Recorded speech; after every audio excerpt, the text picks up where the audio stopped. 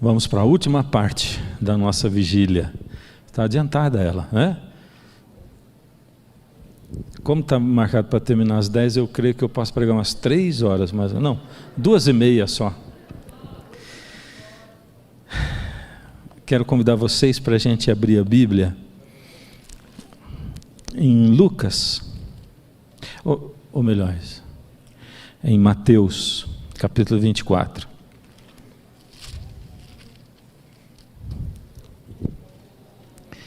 E antes de nós lermos, eu quero convidar você para nós orarmos mais uma vez. Senhor Deus, nós tiramos essa tarde todinha e a noite para estar com o Senhor, sabendo que o Senhor tira o tempo todo para estar conosco, através do Seu Espírito. Nós queremos, Pai, também passar muito mais tempo com o Senhor. Pedimos agora, Senhor, que mais uma vez nos fale através do Seu Espírito. Fale a mente, ao coração, nos ajude e nos leve à ação. Nós estamos vivendo tempos muito conturbados, Pai. Mas o Senhor já sabia que esse tempo aconteceria. E o Senhor sabia como o Senhor venceria no final de tudo. Então nos ajuda a entender onde estamos e o que precisamos ser e fazer em nome de Jesus. Amém. Nesse tempo de Covid, a gente viu, todos nós vimos, né, um interesse muito grande despertando para os assuntos da volta de Jesus, não é? De repente, as vigílias aqui começaram, em tantos outros lugares, pessoas pregando e falando de profecia e tal. De repente, uma chavezinha virou e essas coisas começaram a ser pregadas muito mais do que nos anos anteriores. E aí, a pergunta logo surgiu, quando Jesus vai voltar? Será que Jesus vai voltar logo? Já? Essa foi a pergunta. Jesus está voltando e as pessoas ficaram desesperadas. É interessante porque em momentos assim, da história do mundo, a gente vê as pessoas se despertando ou se assustando. Alguns se despertam de verdade, outros só se assustam. Eu me lembro da época de quando caíram as torres gêmeas, né? O 11 de setembro. Como é que as pessoas ficaram desesperadas, né? Muita gente voltou para a igreja. E agora nesse tempo as pessoas começaram a se perguntar: Jesus está voltando, sim ou não? Os discípulos fizeram a mesma pergunta para Jesus: Senhor, nós queremos saber quando o Senhor volta, se o Senhor já está voltando, ou que sinais a gente tem disso aí? E Jesus dá uma série de sinais, uma lista, que estão aqui em Mateus capítulo 24, tem em outros lugares também, mas aqui tem. E dessa lista ele dá o que é como o último sinal a se cumprir antes de Jesus voltar. E esse é o verso áureo dos sinais da vinda de Jesus, que é o verso 14 de Mateus 24. E ele diz assim: e será pregado esse evangelho do reino por todo o mundo, para testemunho a todas as nações, e então virá o fim. Bom, então, se o que nós queremos saber é se Jesus está voltando, a primeira coisa que nós temos que fazer, ou a primeira pergunta que nós temos que responder é assim: o evangelho já foi pregado? Se ele já foi, ele está voltando agora. Se ele não foi, ainda não, ainda falta. E a pergunta é, vamos lá? Já foi pregado o evangelho a todo mundo, testemunha a todas as nações? O que você acha? Não. E estamos nós pregando? Sim ou não? Eu ia pedir para você falar por si, mas não vou fazer isso. Nós estamos pregando o evangelho? Vamos pensar como igreja adventista, estamos pregando? Sim, estamos. A contento? O suficiente para que Jesus volte? Ou seja, o que nós estamos pregando está alcançando o mundo a contento, suficiente para que Jesus volte? Eu tenho aqui alguns dados que eu recolhi, que foi do último relatório que foi feito, né, da Conferência Geral. E nós nós batizamos num ano aproximadamente 1.366.000 pessoas. É muita gente, não é? 1 milhão de pessoas ao redor do mundo. Parece muita gente, mas nós somos hoje no mundo 21.414.000 adventistas. Mas tem um site que eu gosto muito e nele eu entro de vez em quando. Ele se chama Worldometer. Quem conhece esse site aqui? Já viu? Worldometer, de mundo, sabe? Mundômetro. Esse site, o Worldometer, ele é muito interessante porque ele vai mostrar para você em tempo real, e se você abrir aí agora você vai ver isso, ele te mostra quantas pessoas nasceram hoje, por exemplo, foram registradas no mundo, ao redor do mundo, hoje, só nesse dia. Ele mostra também quantas pessoas morreram hoje, quantas pessoas nasceram esse ano, quantas morreram esse ano, e o total da população. E se você olhar aí, você vai ver que o númerozinho fica assim, o tempo todo.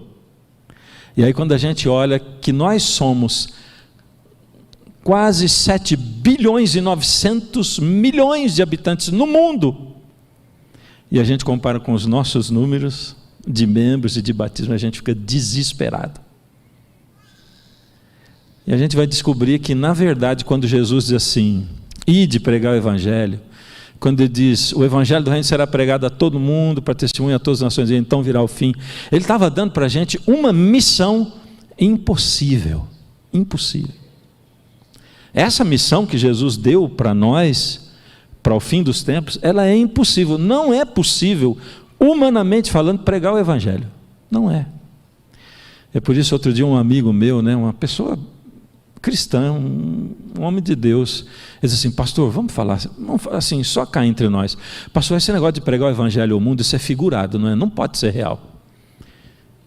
Eu falei, você está brincando? Não, eu estou perguntando sério, pastor, olha como é que é o negócio no mundo afora, como é que esse Evangelho pode ser pregado ao mundo inteiro, para testemunhar a todas as nações, para daí vir o fim. É impossível. Eu disse para ele, é impossível mesmo, é muito impossível. Por isso que a gente tem que olhar para a história do mundo e lembrar que Paulo, lá em Colossenses, no capítulo 1, ele diz que o Evangelho, naquela época, foi pregado em todo o mundo daquela época. Opa, espera aí. Se naquela época o Evangelho foi pregado a todo mundo, tem uma receita, tem um jeito de se fazer a coisa. Ou seja, tem como concretizar essa tarefa impossível, essa missão impossível. Como é que o Evangelho foi pregado a todo mundo naquela época? Alguém poderia dizer, mas espera aí, aquele mundo daquela época era um mundo bem menor do que o de hoje. Não que o planeta, mas não se conhecia América do Sul, América do Norte, não é? Não se conhecia muitas partes do mundo, então era mais fácil. Numa época não tinha carro, não tinha avião, as embarcações eram muito precárias e principalmente não tinha internet. Comparativamente era muito mais difícil que o Evangelho chegasse ao mundo naquela época, mesmo com o tamanho do mundo, do que hoje. Muito mais difícil.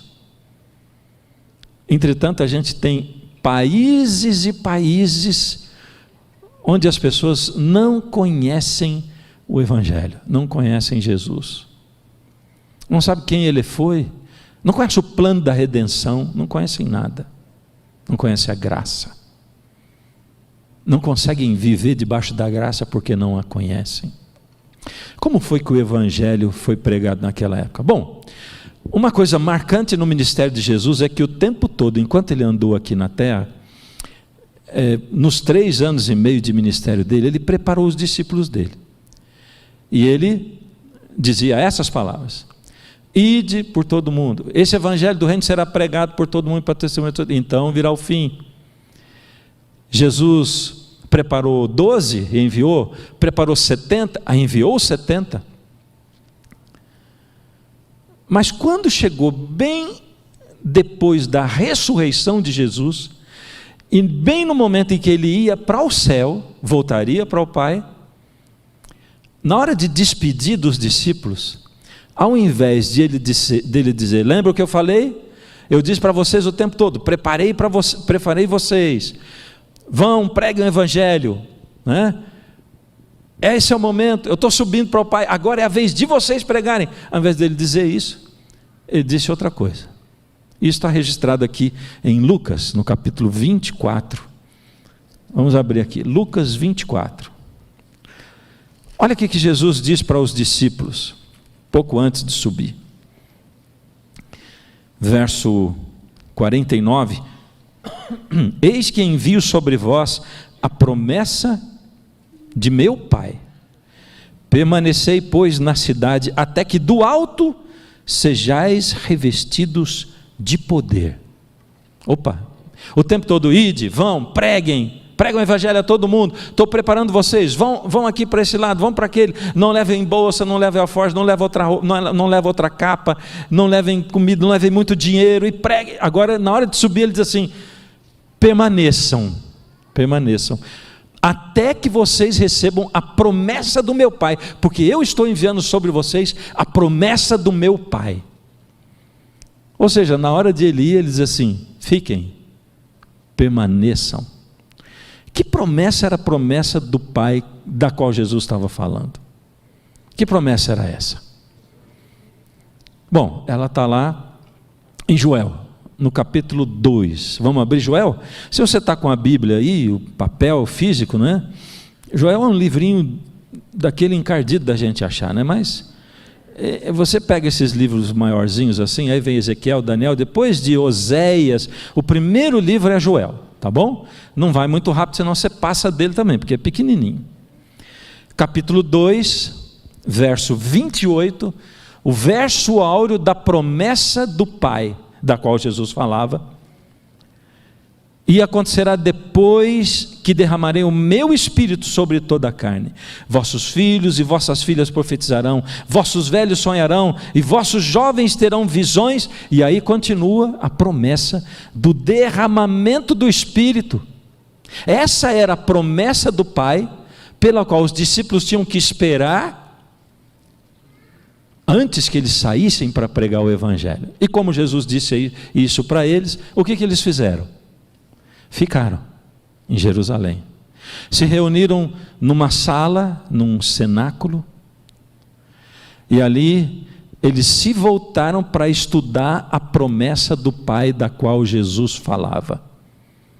E eles foram para Joel 2, porque a promessa do Pai, ela estava no capítulo todinho de Joel, no capítulo 2 todinho. E eles começaram a orar e clamar a Deus, e principalmente fazer uma entrega de verdade da vida deles, sem restrições. Senhor, eu sou teu, tudo que é meu é teu. Senhor, eu me coloco nas tuas mãos, nada mais importa, Senhor. E eles confessaram os pecados uns aos outros, e se arrependeram dos seus pecados, e eles clamaram pela promessa do Pai, que eles não sabiam como é que ia ser. E aí, aconteceu que a Bíblia diz que línguas como que de fogo desceram sobre os discípulos, e eles começaram a pregar em línguas de países diferentes, e aí Atos 2 descreve direitinho. Vamos lá para Atos capítulo 2? Vamos lá, Atos capítulo 2. Acontece que, enquanto os discípulos começaram a pregar com o poder do Espírito, veja se faz sentido. Faz sentido numa pregação 3.000 pessoas se converterem? Não faz sentido. Não faz sentido. Olha, quando nós olhamos hoje para como nós pregamos o Evangelho, e nós vimos aqui uma pessoa que foi batizada voltando para casa, se uma igreja igual a essa batizar no ano 200 pessoas, nós vamos dar pulo de alegria, vamos ficar felizes da vida. Se batizar 1.000, nós já vamos dizer que o Pentecostes está acontecendo. Num ano, uma igreja. Mas infelizmente o que a gente vê não é isso. Nosso crescimento é moroso, é lento. Hoje a gente tem muito esforço, tem muito ministério, a gente tem muita estratégia, a gente tem muito método, A gente gasta muito dinheiro, investe muito dinheiro, e o resultado que a gente vê é o quê? Olha, se nós fôssemos trabalhadores da terra, daquele lugar ali de Israel, ele diz assim: a gente trabalha muito, com muito esforço, investe muito dinheiro, mas o nosso lagar, que é onde se pisa a uva e o azeite, está sempre vazio, e as nossas eiras também. Pouco trigo, pouco azeite, pouco vinho. E o mais incrível é que enquanto entram os que se convertem, sai um tanto de gente pela porta do fundo da igreja. Que situação é essa? Aí os discípulos começaram, movidos pelo poder do Espírito. Era a primeira vez, homens no passado já tinham o poder do Espírito, mas agora era a primeira vez que o batismo do Espírito Santo era dado coletivamente. E aqueles homens pregando sob a influência do poder direto do Espírito de Deus, começaram a pregar em línguas de nações diferentes. E agora você imagina, não é? Eu que sou brasileiro, estou aqui ouvindo Pedro pregar em português, o que eu vou pensar? E aí eu ouço outro pregando em alemão, em russo, cada um numa língua diferente, línguas que eu nunca nem escutei, porque não é igual hoje que você ouve televisão, internet, você sabe pelo menos como é o som de um italiano, de um inglês, né? Sabe pelo menos o som, mas naquela época não era assim. Então eles começaram a ouvir línguas diferentes, e os homens que estavam ali ouvindo começaram a pensar: esses camaradas aí, eles beberam, o que está acontecendo? Eles não são aqueles pescadores? E aí Pedro se levanta, capítulo 2, verso 15, Pedro diz assim: esses homens não estão bêbados como vocês estão pensando, sendo que agora são só 9 horas da manhã. Mas o que está acontecendo aqui é o que foi dito por intermédio do profeta Joel. E agora Pedro começa a citar Joel 2,28. Ele diz: sabe o que está acontecendo aqui? Está se cumprindo o que o profeta Joel prometeu, o que Deus prometeu através do profeta Joel. O que está acontecendo aqui é que nós estamos recebendo a promessa do Pai. E ele cita: e acontecerá nos últimos dias, diz o Senhor, que derramarei do meu espírito sobre toda a carne, vossos filhos e vossas filhas profetizarão. E por aí vai. Pedro cita Joel. Ele está dizendo assim: o que está acontecendo aqui não é que nós estamos bêbados, é que nós estamos recebendo o batismo coletivo do Espírito Santo, e é Ele quem está operando isso. E naquele dia foram batizadas quantas pessoas se converteram nesse sermão? 3.000. E agora, sob o efeito do Espírito Santo, a palavra de Deus diz que dali a pouco 5.000 num outro evento, e dali a pouco diz assim: e os que iam chegando, e se multiplicava o número dos que iam chegando. Não era uma soma, não é batizar 1 mais 2 mais 10, né? São 100. Aquilo era multiplicado o tanto de pessoas que eram batizadas naquela época. Era muita gente que atendia o chamado, o apelo. Que coisa fantástica é o poder do Espírito. E o Evangelho foi pregado a todo mundo daquela época, por causa do poder do Espírito. Porém, como eu disse para você, Joel 2 todinho tem a promessa do Pai. Então a gente vai voltar, vamos voltar lá em Joel, e depois nós vamos voltar de novo. Eu esqueci de marcar, esqueci de pedir para você marcar também. E nós vamos ver aqui Joel 2:23, a gente leu o 28, vamos ler o 23, para a gente entender um pouquinho melhor essa questão da promessa do Espírito. Verso 23, Deus diz assim, daqui a pouco ele vai dizer que vai derramar o Espírito sobre toda a carne. Agora ele diz assim: alegrai-vos, pois, filhos de Sião, regozijai-vos no Senhor vosso Deus. É como se Deus estivesse falando diretamente para você e para mim, hoje, nesse momento, para você, nessa época que nós estamos vivendo. Nós estamos em que mês mesmo? Agosto de 2021, a época, o início do pós-Covid. Deus está falando assim: alegre-se, igreja do NASP, alegre-se você, cristão de todos os lugares do mundo, alegre-se, regozijai-vos no Senhor vosso Deus, porque Ele vos dará em justa medida a chuva. e ele está chamando o derramamento do Espírito de chuva. E ele diz assim: fará descer sobre vós, como outrora, a chuva temporã e a serôdia. E aí ele diz: as eiras se encherão de trigo, e os lagares transbordarão de vinho e de óleo. Ele está dizendo: está devagar aí a coisa? Batiza pouca gente, muito esforço para pouca coisa. É isso, muito investimento, muito dinheiro, muito ministério, muita estratégia para pouca coisa. Alegrem-se, porque eu vou dar para vocês em justa medida a chuva do Espírito, em duas chuvas, chuva temporã e chuva serôdia.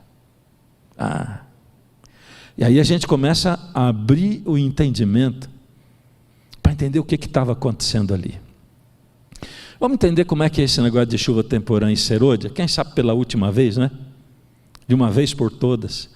Quando chegava o mês de outubro, lá na comunidade agrícola de Israel, começava a temporada das chuvas temporãs. Essa temporada era marcada, a chuva temporã eram chuvas constantes e amenas, elas regavam a terra. Sabe como é que é?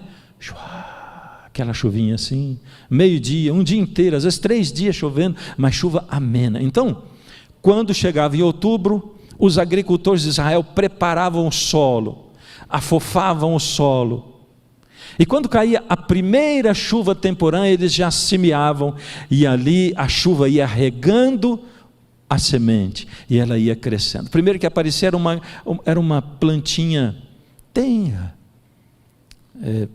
frágil, mas ela ia recebendo aquele regadorzinho, que era a chuva temporã. Caía até meados de janeiro.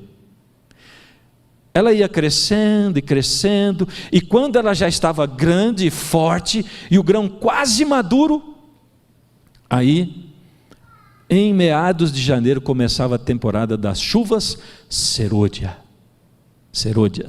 Como é que era? Aí já era diferente. Era o que a gente chama de pé d'água, aguaceiro. Meia hora de chuva inundou São Paulo. É isso. Pé d'água, aguaceiro.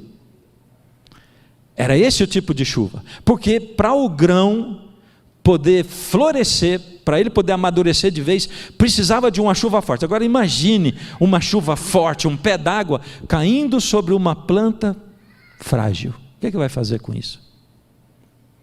A planta tem que estar forte para que essa chuva, esse aguaceiro, faça o devido efeito. O que Deus estava dizendo era o seguinte: é que sem chuva não tem como a semente do Evangelho brotar. Não tem como. Precisa de chuva. Eu já ouvi gente dizer assim: esse negócio de chuva serôdia, já consigo sentir os respingos da chuva serôdia. A Bíblia não fala de respingo de chuva serôdia. E pelo menos pode ser que eu esteja errado, mas nunca li em lugar nenhum respingos de chuva serôdia. Porque aguaceiro não tem respingo. Sabe como é que é? Você diz assim: vou correr daqui, você chega ali na porta da igreja, vou chegar ali na frente da Carte, ali ainda a Carte, né? É ou não é? Vou correr, daqui ali, quantos metros dá? Será 20 metros? Será? Não sei. Aí você olha para o céu, está bem escuro, vou correr antes que chova. Aí você, no meio do caminho, chove. Você já chegou lá completamente molhado. Porque aguaceiro é assim, é desse jeito. Por isso, chuva serôdia é aguaceiro. E ela cai assim, não tem respingo de chuva serôdia. Acontece que Deus sabia que para ser pregado o Evangelho a todo mundo, precisaria de chuva do Espírito. Então Ele mandou essa chuva em 2 fases, e a primeira dela, que foi a chuva temporã, caiu lá 2000 anos atrás, no Pentecostes. Aquela era a chuva temporã, mas Deus guardou para agora a chuva serôdia.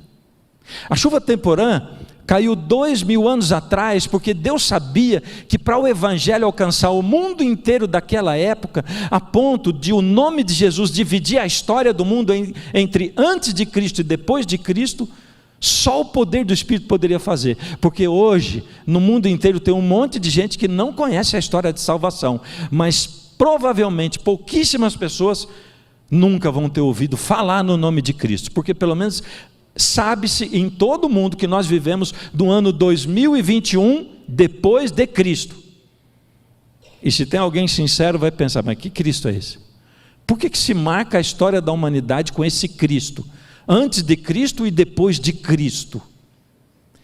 Isso tudo só aconteceu por causa do poder estrondoso da chuva temporã. Então o que Pedro estava falando em Atos 2 é assim: amigos, nós não estamos bêbados. O que está acontecendo aqui é a promessa de Joel. Nós estamos aqui recebendo a chuva temporã do Espírito de Deus.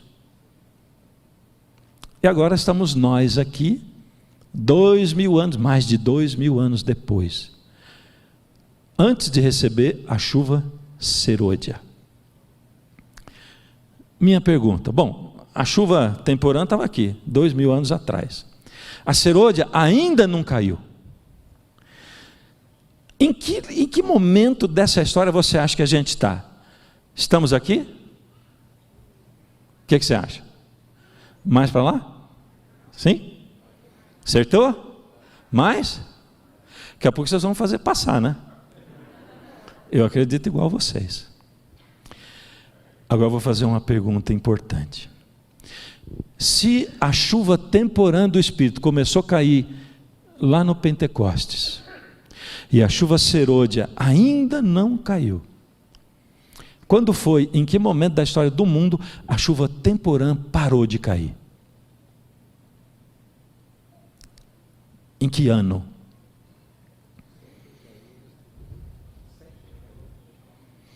Exatamente. Ela não parou de cair.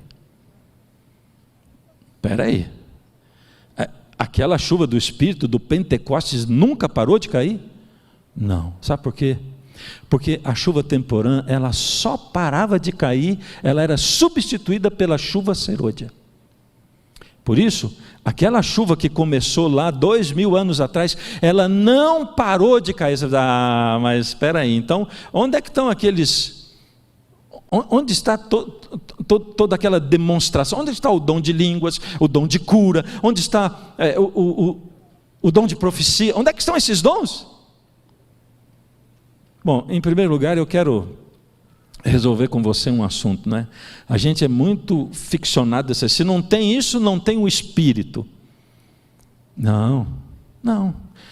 Se você ler primeiro aos Coríntios, você vai ver que Paulo lida com a igreja de Corinto, que era uma igreja assim, uma igreja que dizia que tinha os dons, onde todo mundo queria o dom de língua, mas tinha uma língua estranha lá dentro, onde todo mundo queria o dom de profecia, porque queria profetizar. Eu profetizo sobre você, eu profetizo. Todo mundo queria o dom de cura, e Paulo diz assim: gente, primeiro vamos organizar essa coisa, porque está tudo desorganizado. Outra coisa, gente, por favor, entendam uma coisa. Ele diz lá em 1 Coríntios 12, o finalzinho, ele diz assim: o Espírito Santo distribui os dons segundo lhe apraz, ou seja, o Espírito distribui segundo a vontade dele, e ele dá esse dom para essa época porque ele acha necessário, mas ele não dá esse dom nessa época porque ele não acha necessário, e daqui a pouco ele vai dar esse dom e outros talvez que nós nem conhecemos, mas é ele quem escolhe o dom que ele vai dar.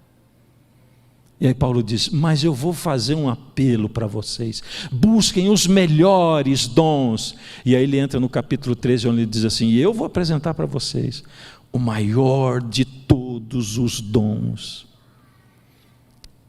E qual é esse maior de todos os dons? O amor. O amor. Queridos, quem tem a plenitude do Espírito ama. É amor, transborda amor. compaixão, misericórdia. E amor é mesmo, sabe, quando eu olho para Gálatas 5, onde Paulo descreve as obras da fé e o fruto do Espírito, ele diz assim, porque o fruto do Espírito é amor. E na minha concepção, 2 pontos, e tudo que vem depois são os gomos dessa grande laranja chamada fruto do Espírito. Aí descreve o que é amor, compõe esse grande fruto que é o amor, a manifestação plena do Espírito. Como é que você sabe que o seu irmão tem o Espírito? E desculpe se você respondeu, você não sabe, porque não é da tua conta. Entendeu? Não é da nossa conta. Por que você quer saber do teu irmão? Como é que você sabe que você tem o Espírito? É se o amor de Deus começa a brotar em você, sabe? Aí sim. Para a gente entender um pouquinho melhor essa coisa do Espírito, a gente tem que entender a conversa de Jesus com Nicodemos. Lembra?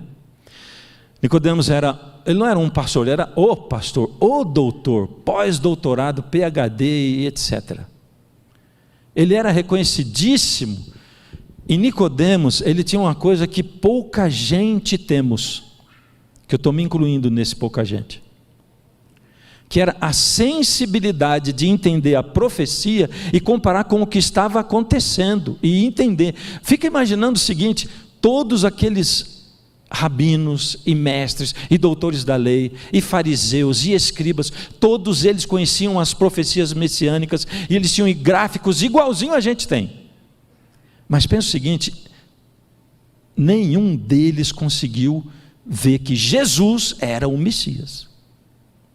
Pouquíssimos. Nicodemos foi um desses pouquíssimos. E isso também é um aviso para você e para mim, sabe?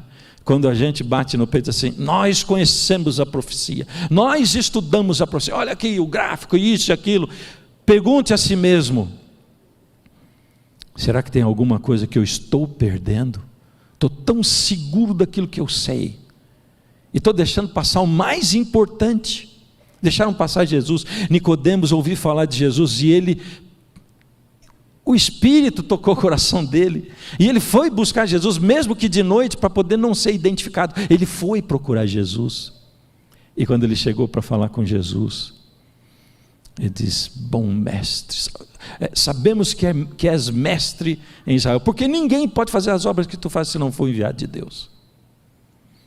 Aí Jesus já acaba com toda aquela introdução. Ele estava querendo dizer, na verdade, traduzindo o que Nicodemos dizia, ele estava dizendo assim, Senhor, eu mesmo sendo doutor Nicodemos, mesmo sendo quem eu sou, tendo estudado quanto eu estudei, mesmo eu sabendo que se eu for visto com o Senhor, não vai ser bom para mim, eu estou aqui, Senhor, me humilhando e reconhecendo que o Senhor é mestre em Israel. E Jesus olhou para Nicodemos e disse assim, Nicodemos, vamos no cerne do assunto. Esse Nicodemos que está aí, tem que morrer para nascer outro. Entende? Desse que está aí, não sobra nada. E eu pergunto a mim mesmo, será que isso valia só para o Nicodemos ou vale para mim também? Aí Jesus disse, quem não é nascido da água e do Espírito, não pode ver o reino dos céus. Nicodemos, ele foi jocoso com Jesus, não é? Ele foi ardido com Jesus. Ficou chateadão, né? Humilhado. Não é possível, eu venho falar com esse camarada, me humilho e ele faz isso comigo. Está pensando que ele é o quê? Pois é, mas como é que eu vou fazer isso aí? Já sou velho, vou entrar na barriga da minha mãe e nascer de novo. Nicodemos, disse Jesus, você não está entendendo. Você está falando de um assunto e eu estou falando de outro. Você está falando de nascer da carne, eu estou falando de nascer da água e do Espírito. Nascer da carne é isso que você falou, é nascer da mãe. Todos nós aqui somos nascidos da carne. Quando a gente nasceu da mãe, nasceu da carne. Todos nós. Porém, quem nasce da carne, vai passar a vida inteira, a sua existência toda, praticando as obras da carne. E a lista lá de Gálatas 5 não é nada boa. Pior de tudo é quando a gente lê, a gente começa a reconhecer várias delas em nós mesmos assim. Mas eu estou falando de nascer da água e do Espírito, Nicodemos. Nascer da água e do Espírito é diferente. Aí você escolhe morrer na sepultura que é a água e nascer de novo. Quando alguém nasce nesse mundo, um bebezinho, qual a primeira coisa que a gente espera que aconteça com o bebê? Que ele chore. Por quê? É porque é sinal que ele está respirando por conta própria. Ele é capaz de respirar. Ele tem um fôlego de vida, o nefesh, o espírito bíblico. E quando alguém nasce da água, o que a gente espera que essa pessoa faça? Que ela nasça do Espírito, que seja soprado nela o Espírito.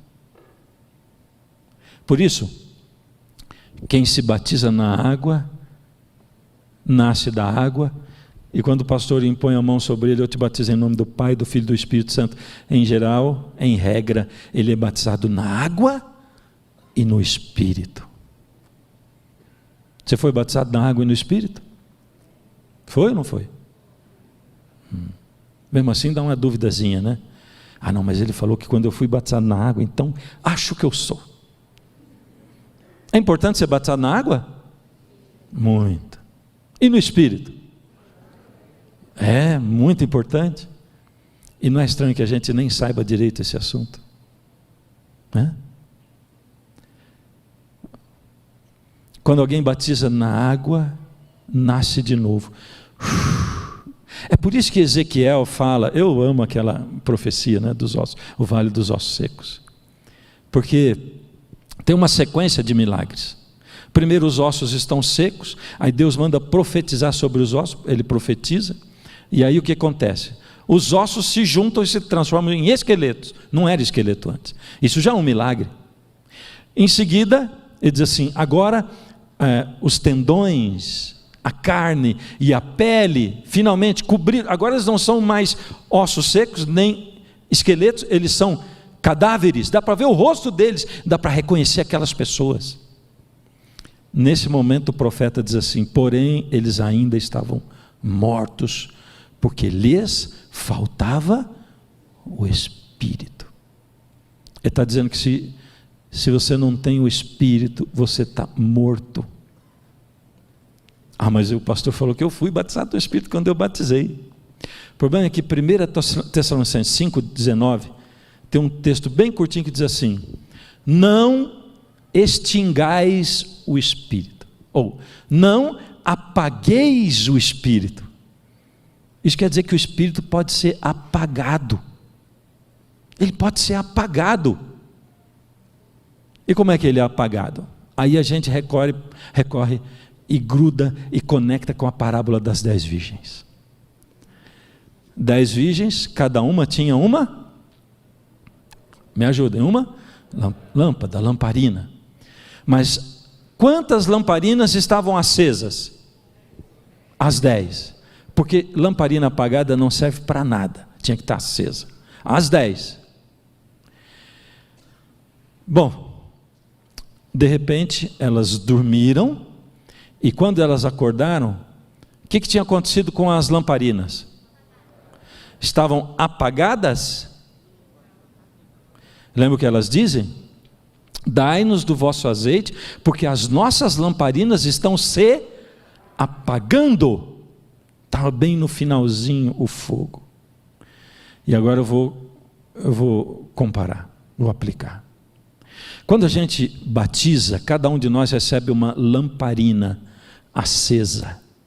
Entende? Você foi batizado na água e no Espírito. E aquela luz é o significado de que o Espírito está vivo na sua vida. Ele não está apagado. Porém, você foi para casa e dormiu. E no outro dia, como é que está essa chama aí? Apagando. E aí você tem que pedir para Deus encher de novo do azeite, do Espírito. E aí o fogo de novo volta. E no outro dia a mesma coisa, e no outro dia a mesma coisa. Então, se você foi batizado na água e no Espírito, mas você deixou de buscar Deus, deixou de conectar com Deus, deixou de clamar pelo seu Espírito, deixou de comparecer à presença dEle em intimidade, deixou de conhecer Jesus profundamente, intimamente todo dia, você apagou o Espírito, extinguiu o Espírito, e a sua lâmpada provavelmente está apagada. E agora a gente descobre que a chuva temporã que caiu 2000 anos atrás e que continua caindo até hoje, ela é nada mais, nada menos do que batismo diário do Espírito Santo. Para não esquecer nunca mais. O que é chuva temporã? Vamos falar de novo? O que é chuva temporã? Batismo diário do Espírito Santo. E é por isso que tem gente que confunde, diz, eu começo a sentir respingos da chuva serôdia. Não são os respingos. Acontece que essa chuva temporã está disponível para você e para mim, e Deus está dizendo, busque, clame, peça, bata, eu vou dar para você. Eu vou derramar esse batismo sobre você, eu vou derramar essa chuva temporã, para que a tua planta espiritual cresça, se fortaleça, porque daqui a pouco eu vou derramar sobre toda a carne a chuva serôdia. É isso que vai acontecer. E sabe, é importante a gente estudar sobre a volta de Jesus e falar sobre ela? Sim ou não? É muito importante. Mas sem o derramamento do Espírito, Jesus não volta. E hoje eu estou assistindo com a minha alma e o meu coração fervendo de alegria, pessoas despertando para tentar entender como é que pede o batismo diário do Espírito, como é que se conecta no Espírito, pessoas e muita gente buscando, peraí, o que está acontecendo? E de repente um movimento que acontece, de gente busca, e para mim esse é um dos grandes sinais de que Jesus está prestes a voltar, porque o desinteresse é generalizado também. Enquanto alguns se acendem com interesse em saber sobre o batismo do Espírito Santo, outros vão vivendo como se nunca Jesus fosse voltar, e como se a gente não precisasse mudar nada. Mas tem uma palavra em Joel 2, lembra que eu falei que ia voltar lá? Em 2:28, que me deixou com a pulga atrás da orelha. Uma palavra em Joel 2:28, sabe que palavra é essa? Que aqui diz assim, e acontecerá depois que derramarei o meu Espírito sobre toda a carne, e aí diz o que vai acontecer, vossos filhos, vossas filhas, vossos velhos, vossos jovens, é o que fala. Sabe que palavra é essa? É a palavra depois. Eu nunca nem tinha notado que ela estava aí, mas de repente, como se esse depois, pá, e acontecerá depois do quê? Que eu vou derramar o meu Espírito. Bom, se ele está dizendo, acontecerá depois que derramarei o meu Espírito, eu quero saber, porque eu estou aqui no antes. Então, se eu entender o que eu tenho que fazer agora, nesse momento, vai acontecer que depois disso, Jesus vai derramar o Espírito Santo como chuva serôdia, como pé d'água, como aguaceiro, porque tem coisas que vão acontecer nesse fim de mundo, nesse fim dos tempos, que somente perseguição, somente batismo do Espírito é que vai conseguir fazer para agitar esse mundo. E eu fui procurar se em Joel 2 tem a palavra agora, porque eu quero saber o que tem que acontecer agora. Porque disse, depois eu vou derramar, então o que tem que ser agora? Agora. E eu encontrei essa palavra agora. Ela está em Joel capítulo 2 mesmo. O verso é o verso 12.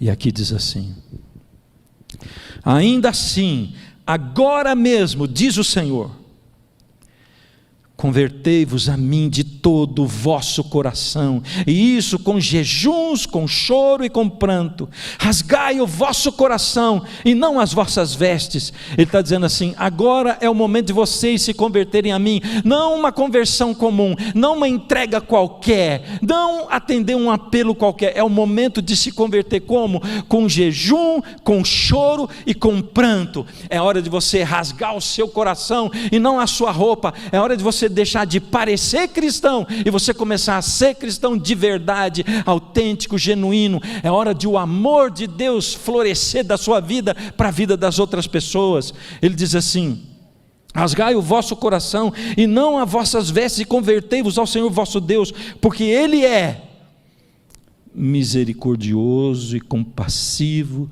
e tardio em irar-se, grande em benignidade, e se arrepende do mal. Pensa numa oportunidade boa para Deus dizer assim: e convertei-vos a mim, porque senão eu vou fazer descer fogo do céu em você, ao invés de chuva. Mas Ele diz: eu vou te dar um motivo para você se converter a mim.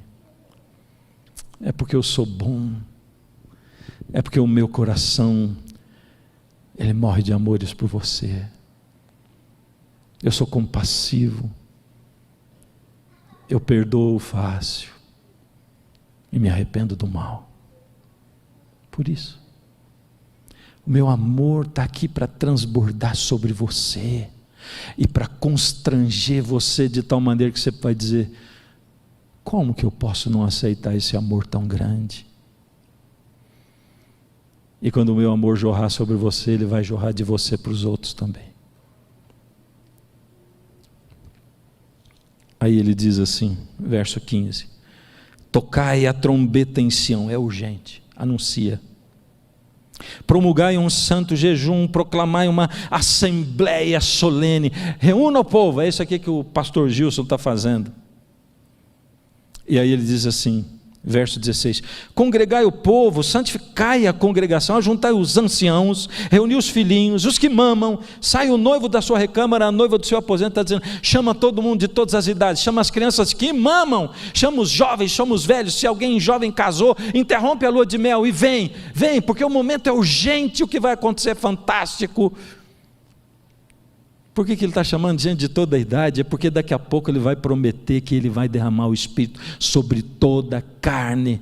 Os vossos filhos, as vossas filhas, os vossos jovens, os vossos velhos e as vossas crianças.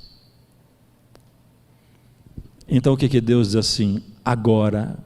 Você entende por que aquele povo recebeu o batismo do Espírito? Porque eles vieram aqui para Joel, para a promessa do Espírito, e eles entenderam que eles tinham que rasgar o coração, eles entenderam que eles tinham que parar de parecer para ser de verdade, eles entenderam que eles dependiam completamente dessa promessa do Pai, eles entenderam que eles tinham que ser um, apesar de serem diferentes. Eles entenderam que não dava mais para eles existirem no mundo como cristãos sem o batismo do Espírito, porque senão eles seriam mortos, morto-vivo espiritualmente. E eu quero terminar, porque no verso 17 em diante diz como que nós pastores devemos estar nesse momento. E aqui diz assim: chorem os sacerdotes, ministros do Senhor, entre o pórtico, a porta da igreja, e o altar, o púlpito, e orem: poupa, Senhor, o teu povo, não entregues a tua herança ao opróbrio, para que as nações não façam escárnio deles, porque vão dizer entre os povos: onde é que está o Deus deles? Ele está dizendo: pastores, orem, clamem, chorem, orando a Deus, para dizendo assim: Senhor, poupa o teu povo, poupa. Nós somos o teu povo, Senhor, porque nós pastores temos que nos incluir no povo. Poupa o teu povo, porque senão nós vamos ter passado a vida inteira cantando e pregando: breve virá, breve Jesus voltará. E Jesus vai voltar e você vai ficar. Jesus vai voltar e eu vou ficar. Não vai ter valido a pena, queridos. chegar no último momento, não receber a promessa final. O poder do Espírito não é para os dons pirotécnicos que a gente pensa. O poder do Espírito, mais que tudo, é para a gente ser de fato, para a gente ser um cristão de verdade. Porque se eu não respiro espiritualmente, eu estou morto. O poder do Espírito é para a transformação da minha vida. E o poder do Espírito é para preparar a mim e ao mundo para a volta de Jesus. Isso quer dizer que a partir daí o mundo vai parar para olhar a sua vida e a minha. Mas esse Espírito está disponível hoje. Você entende? E se a gente começar a fazer hoje, buscar e atender a voz do Espírito, quando Ele nos manda amar as pessoas e nos envolvermos, é tempo, queridos, da gente parar de usar o nosso púlpito da igreja e os nossos púlpitos digitais para ficar discutindo conceito. É hora da gente ir para a rua, se envolver com as pessoas, amar o próximo, se compadecer deles.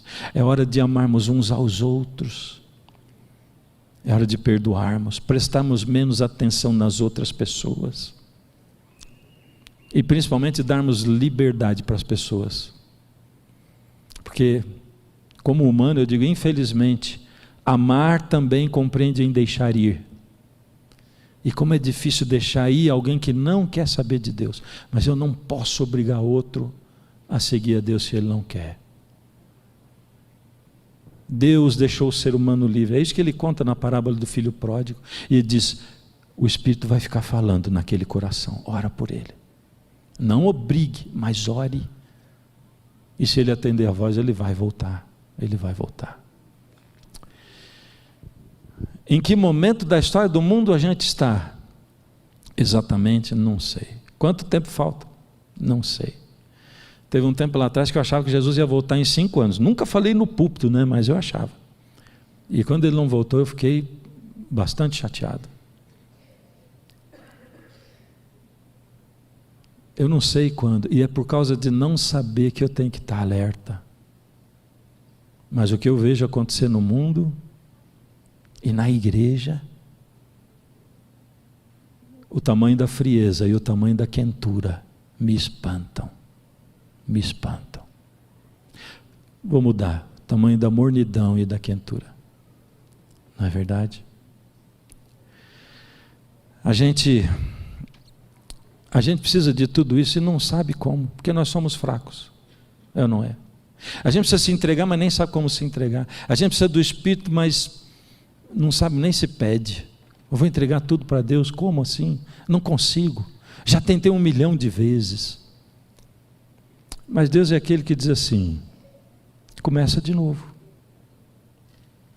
Vou te ajudar. Já tentou um monte de vezes? Beleza.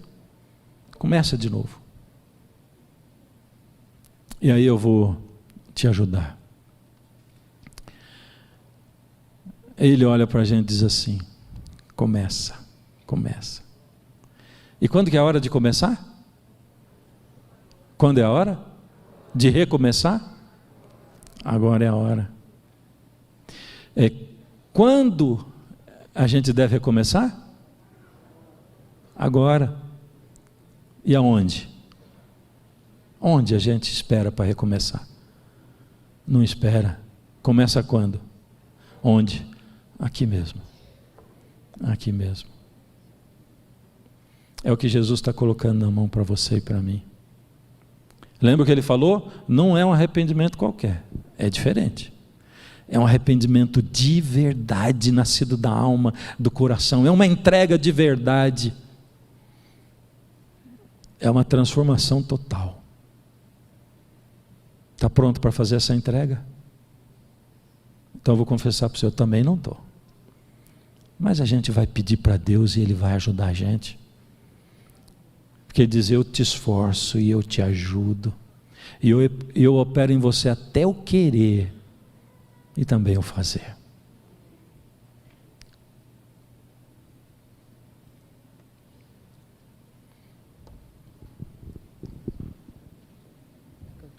já está equalizado, tá? Cadê a música? Eu vou chamar você para cantar essa música com a gente também, tá bom? Assim que ela começar a tocar. Ela vai ser a sua entrega, tá bom? Quem sabe na hora de você cantar a sua entrega, você canta, a minha entrega é total. Eu não vou cantar aqui, senão a gente vai se confundir os quatro aqui.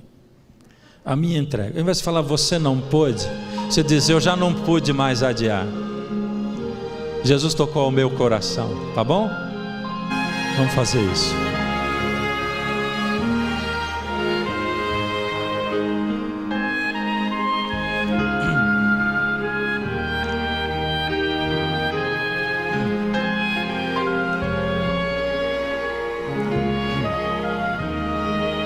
A minha entrega. A minha entrega é total. Eu já não pude. Eu já não pude mais adiar. Jesus tocou ao meu coração, chamou por meu nome e eu atendi. Faz a entrega. Algumas lágrimas vêm e vão lavando qualquer temor. O Santo Espírito está aqui, me abraça e me diz o quanto esperou. Sua vida vai desabrochar, vai sorrir, vai cantar, começando aqui e por todo sempre. O amor de Deus vai me acompanhar. Ele prometeu, jamais vai deixá-lo. Você não estará sozinho a vagar, Deus vai lhe amparar.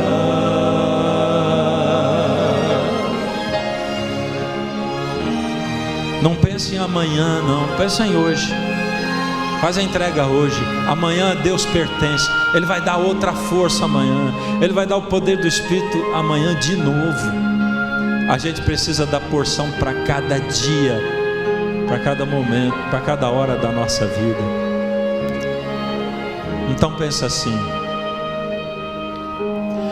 se o amanhã lhe trouxer temores, dúvidas e pesar, Jesus ao seu lado vai estar para completar o que começou. Sua vida vai desabrochar, vai sorrir, vai cantar, começando aqui e por todo sempre. O amor de Deus vai lhe acompanhar. Ele prometeu, jamais vai deixá-lo.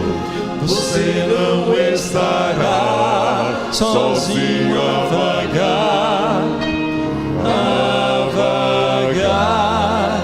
começando aqui e por todo sempre. O amor de Deus vai lhe acompanhar. Ele prometeu, jamais vai deixá-lo. Você não estará sozinho a vagar. Deus vai lhe amparar.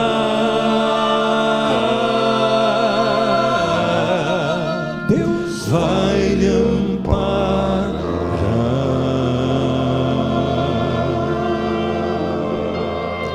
Queria chamar o Davi aqui. Vem aqui, Davi, por favor. Fica do jeito que você está. Amigo, quem é pastor uma vez não deixa de ser, entende? E depois, se Jesus estivesse hoje aqui e me perguntasse assim: por que você está aqui? Eu ia dizer: porque o Senhor me chamou. Chamou para quê? Pastoreia as minhas ovelhas, não é? Sempre. Então, é isso, amigo. Eu gostaria que você orasse com a gente. Se quiser dizer alguma coisa para essa congregação. Boa noite, minha igreja. Meia hora.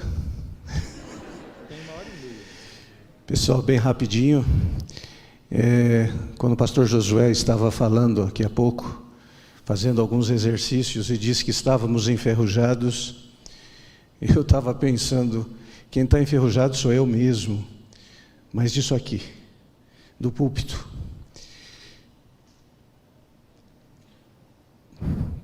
A emoção é algo intrínseco do ser humano. E 1992 foi o último sermão que eu tive o privilégio de falar de Jesus. Mas, por mais que você se afaste, e é interessante que a gente comece a entender tanta coisa, quando a Bíblia diz: quem está em pé, cuide para que não caia. Quando a gente acha que a gente está forte, nós estamos numa situação muito difícil. Por isso que em 2 Coríntios 12, Paulo diz que ele estava forte quando de fato ele estava fraco, quando ele estava dependente, quando ele estava com problemas, quando ele estava com dificuldades. E aí a graça de Jesus repousava sobre ele nas dificuldades e na fraqueza. E realmente, quantas coisas a gente passa na vida.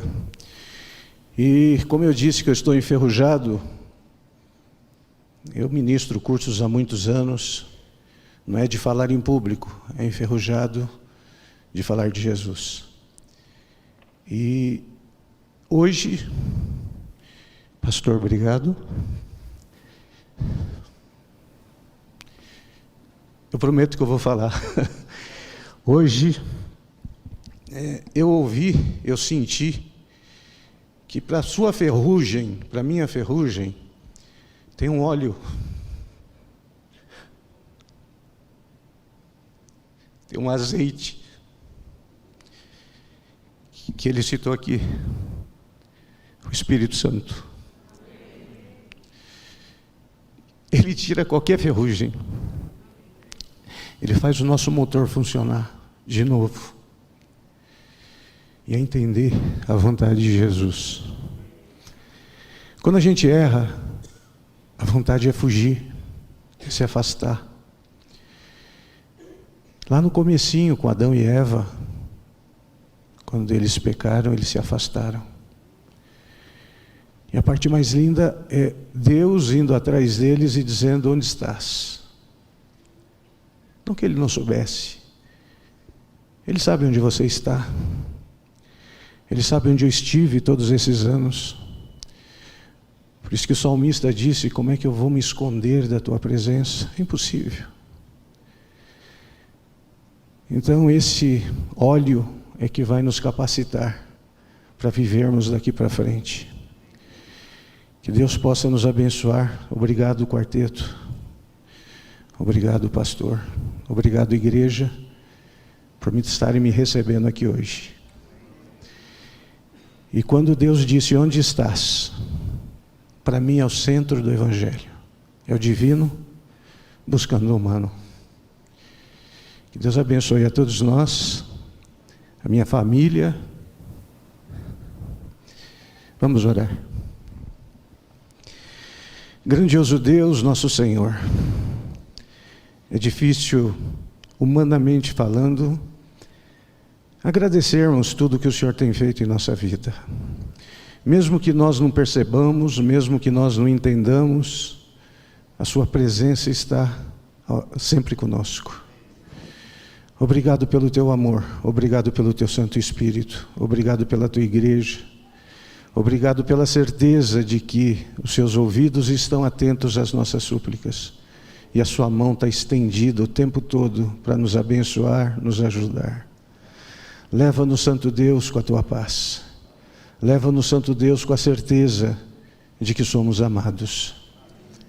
E, Santo Deus, que alegria agora podermos também saber que há alegria no céu.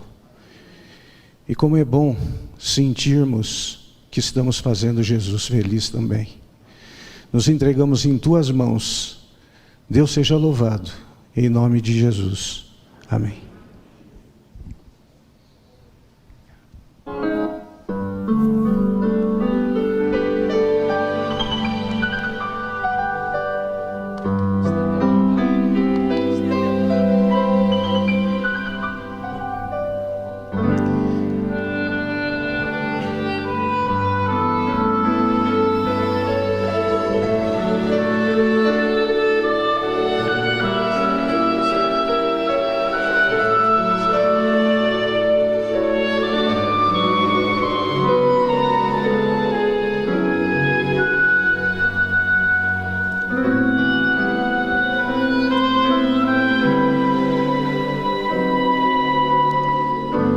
Que o Senhor te abençoe e te guarde. Que o Senhor faça resplandecer seu rosto sobre ti e tenha misericórdia de ti.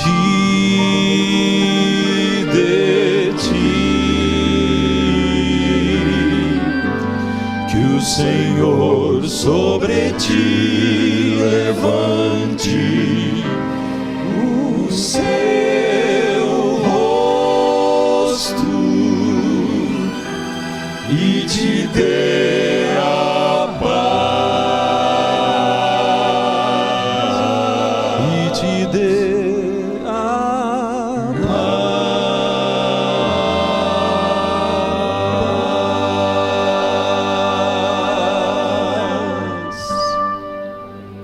Amém. Você que está nos assistindo, escreve aí no chat do YouTube ou no Facebook uma palavra de louvor e adoração ao nome de Jesus. Mas testemunha aí para esses homens de Deus o que significou na sua vida essa vigília, essa lembrança de um Deus que não se cansa de amar.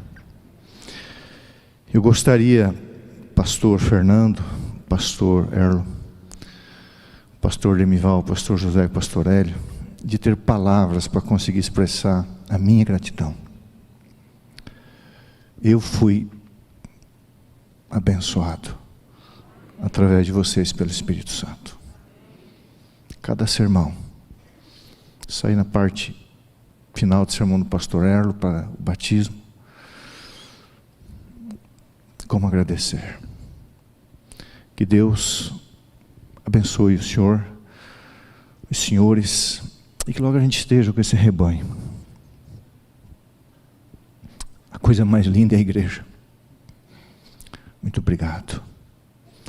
Se você se sentiu abençoado, levante a sua mão. Louvado seja o nome do Senhor.